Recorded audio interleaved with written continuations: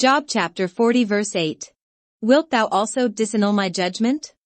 Wilt thou condemn me, that thou mayest be righteous? Hast thou an arm like God? Or canst thou thunder with a voice like him? Deck thyself now with majesty and excellency, and array thyself with glory and beauty. Cast abroad the rage of thy wrath, and behold every one that is proud, and abase him.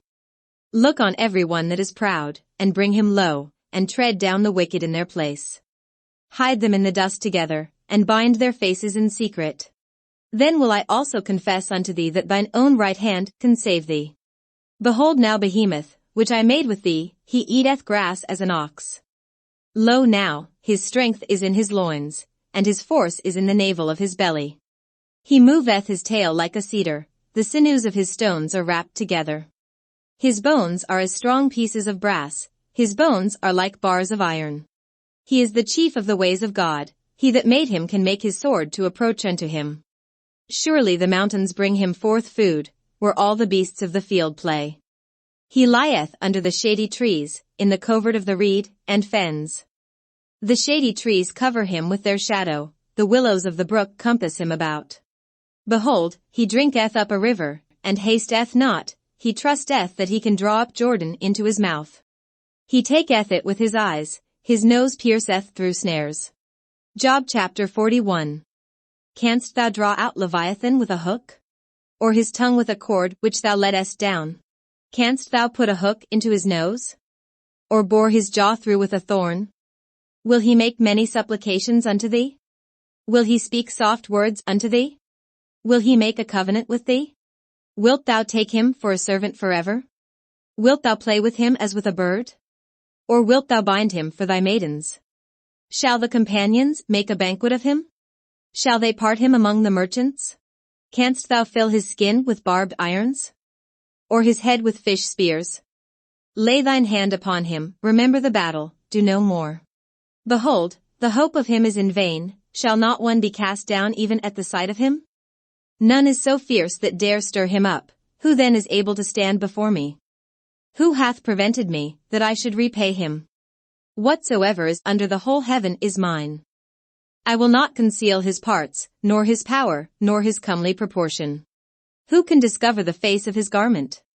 Or who can come to him with his double bridle? Who can open the doors of his face?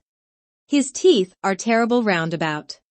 His scales are his pride, shut up together as with a close seal. One is so near to another, that no air can come between them. They are joined one to another, they stick together, that they cannot be sundered.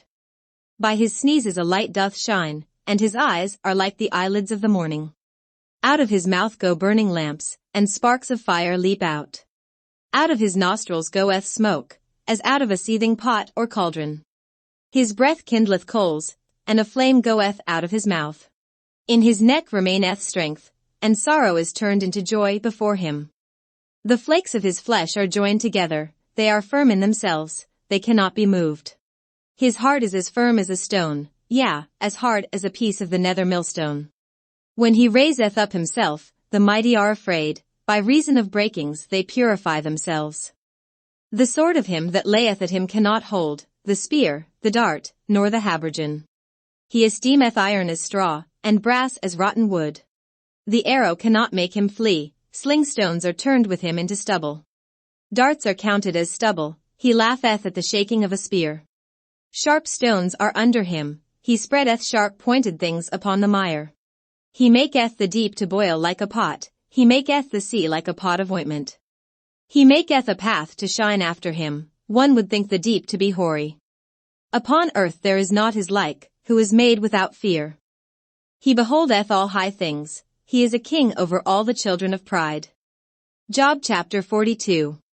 Then Job answered the Lord, and said, I know that thou canst do everything, and that no thought can be withheld from thee. Who is he that hideth counsel without knowledge? Therefore have I uttered that I understood not, things too wonderful for me, which I knew not. Hear, I beseech thee, and I will speak, I will demand of thee, and declare thou unto me. I have heard of thee by the hearing of the ear, but now mine eye seeth thee. Wherefore I abhor myself, and repent in dust and ashes. And it was so, that after the Lord had spoken these words unto Job, The Lord said to Eliphaz the Temanite, My wrath is kindled against thee, and against thy 2 friends, for ye have not spoken of me the thing that is right, as my servant Job hath. Therefore take unto you now 7 bullocks and 7 rams, and go to my servant Job, and offer up for yourselves a burnt offering, and my servant Job shall pray for you, for him will I accept, lest I deal with you after your folly, in that ye have not spoken of me the thing which is right, like my servant Job. So Eliphaz the Temanite and Bildad the Shuhite and Zophar the Naamathite went, and did according as the Lord commanded them. The Lord also accepted Job. And the Lord turned the captivity of Job, when he prayed for his friends. Also the Lord gave Job twice as much as he had before. Then came there unto him all his brethren, and all his sisters, and all they that had been of his acquaintance before, and did eat bread with him in his house, and they bemoaned him, and comforted him over all the evil that the Lord had brought upon him. Every man also gave him a piece of money, and every one an earring of gold. So the Lord blessed the latter end of Job more than his beginning, for he had 14,000 sheep, and 6,000 camels, and 1,000 yoke of oxen, and 1,000 she-asses. He had also 7 sons and 3 daughters. And he called the name of the first Jemimah, and the name of the second Keziah, and the name of the third Karen-Happuch. And in all the land were no women found so fair as the daughters of Job, and their father gave them inheritance among their brethren. After this lived Job 140 years, and saw his sons, and his sons' sons, even 4 generations. So Job died, being old and full of days. Psalms chapter 1. Blessed is the man that walketh not in the counsel of the ungodly, nor standeth in the way of sinners, nor sitteth in the seat of the scornful.